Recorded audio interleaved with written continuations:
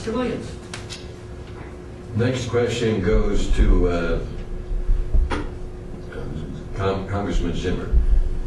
How would you handle the nation's energy problems, specifically the price of gasoline, and would you be opposed to drilling in Anwar and drilling offshore?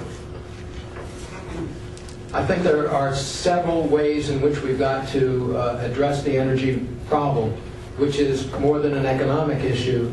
It is a national security issue, because we are transferring wealth now at a rate of $500 billion a year from this country to oil-producing countries, many of which wish us ill, some of which are funding the terrorists that I alluded to a moment ago, who wish to actually destroy this country.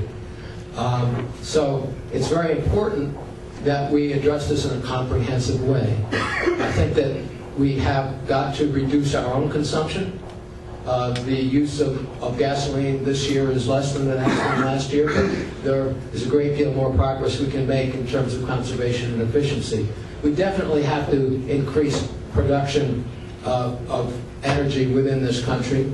And there are many places, including our federal lands, where energy can be, oil and gas can be explored for and extracted without damage to the environment. Nuclear power is another piece of this solution. France relies on nuclear power for 80% of its power needs. I think the United States should embrace nuclear power by streamlining the regulations, while obviously taking care to maintain appropriate regulations with respect to safety and environmental integrity.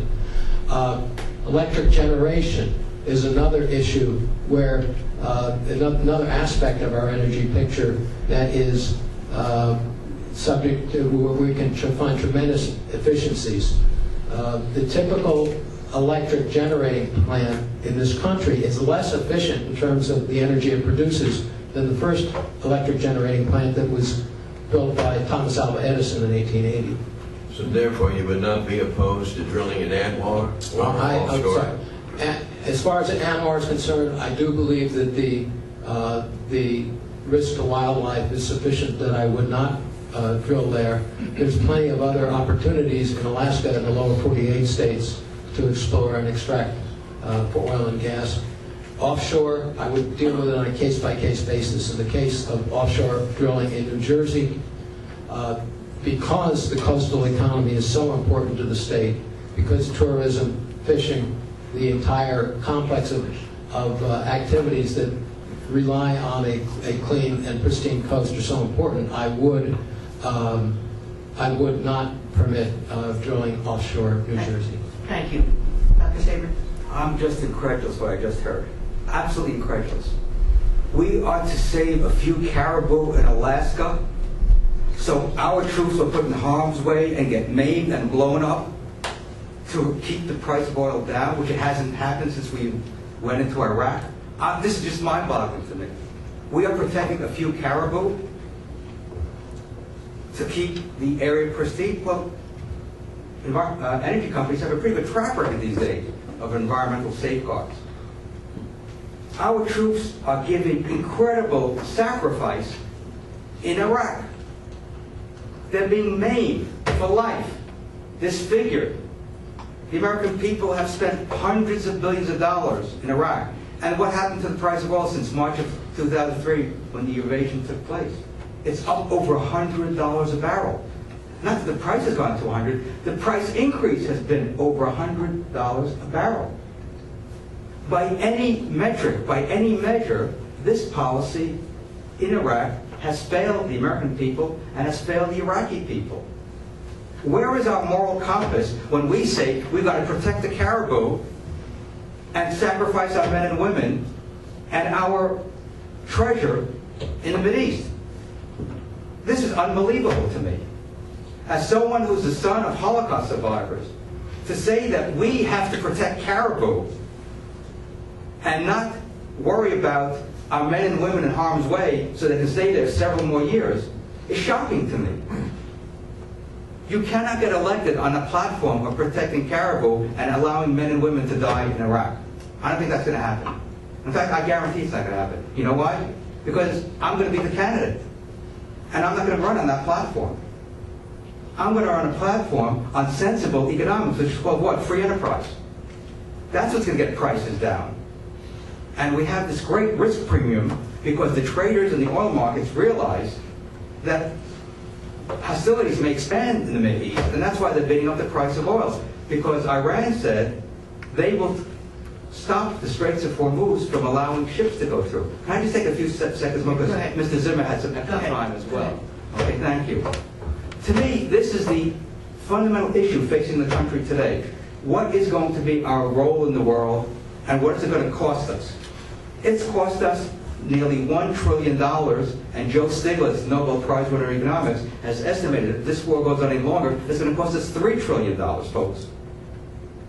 This is an enormous amount of money, and it is going to have a tremendous negative impact on our economy. I am the economics expert in this race. I've got more than 30 years' experience analyzing the economy, writing about it, wrote a dissertation about the economy. I know what needs to be done, and what needs to be done is deregulate and bring the troops home as quickly as possible to ease the tensions in the Middle East. That will drive the price down. Thank you. So therefore, you would vote to drill in Anwar, Absolutely. and you would drill offshore. If there could be appropriate safeguards, absolutely. I mean, if we talk about a national security issue, and we want to have less oil from the Middle East, it seems to be logical we want to have more oil from what? America. So wherever we can find that oil, that's where we should drill, with the appropriate safeguards. Companies have to be held strictly liable for any spills that they cause. Thank you. Mr. Zimmer, would you like to rebound at all? Well, a couple of points. First of all, it's not a safeguard to permit the possibility of pollution as long as somebody pays for it. We've had examples in the state of New Jersey where it's taken years to recover from disasters that are created along our shore. And I would just take exception to using our troops as a rhetorical device in an answer about an unrelated question. Our troops will be best served by a policy that brings them home as fast as possible, but in a safe way rather than in a precipitous way, which would put their lives at risk. Dr. Sabrin. Yeah, I've called for bringing the combat troops home by September 2010, not September 2008. That's not precipitous. What's precipitous was going into Iraq in the first place. That was precipitous. We had faulty intelligence. And decisions were made based upon faulty intelligence, which has cost us, the Iraqi people, dearly. So if when I am in the United States Senate, I will want to see intelligence that is corroborated instead of the notion that we take something out of context and we say that it's going to be our policy based upon a threat that really wasn't a threat.